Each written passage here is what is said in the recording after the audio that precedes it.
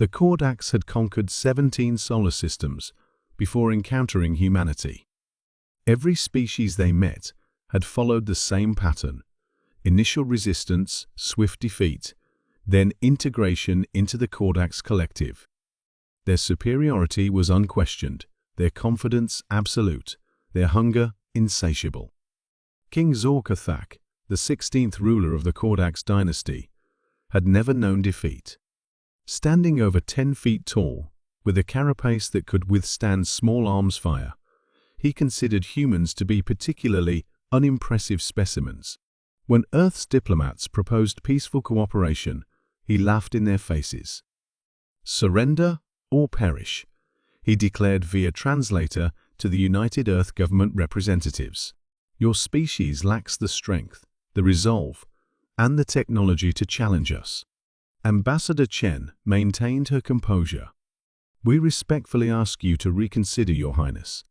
Humanity does not wish to demonstrate its full capabilities." The king's laughter echoed through the vast chamber of his flagship. "Your threats are as pathetic as your weaponry. The Kordax demand war. It is our sacred tradition. We will begin bombardment of your major cities in 48 Earth hours." Ambassador Chen nodded solemnly. "Then you have made your choice." The first Kordax warships entered Earth's atmosphere exactly when promised. What they didn't expect was the complete absence of any defensive measures. No missiles, no fighters, no resistance whatsoever. The alien commanders were perplexed, but proceeded with their attack plans. As energy weapons powered up to target New York City, something strange happened. Every system on every Kordax ship simultaneously failed. Engines, weapons, life support all went dark in an instant. The massive vessels hung in the air for just a moment before gravity took hold. They didn't crash. Instead, they gently descended to predetermined landing zones outside major population centers, guided by invisible forces the Kordax couldn't comprehend. King Xor-Cathak raged as the emergency lighting cast his throne room in an eerie red glow. "What trickery is this? How dare these primitives?" Commander Vex approached cautiously. "Your Majesty, our systems have been compromised by something we've never seen before.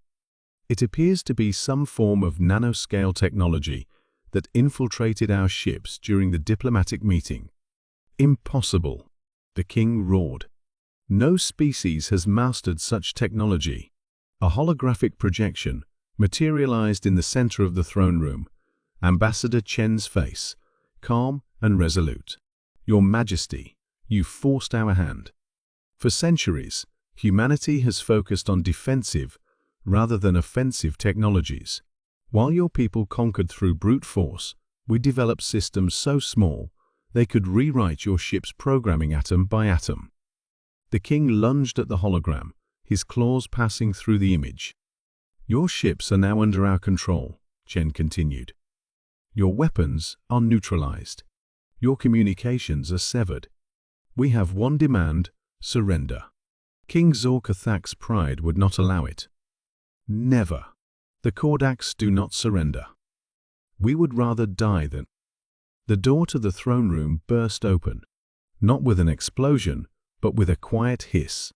A dozen humans in simple gray uniforms entered, carrying no visible weapons. "What is the meaning of this?" the king demanded. "How did you board my ship?" The humans said nothing as they approached. The king swung his massive claws, only to find his limbs moving in slow motion, as if through thick liquid. "Nanite gravity manipulation," explained one of the humans, almost apologetically. "We've adjusted local gravity around your body. You're experiencing approximately 12 times Earth's normal gravity right now."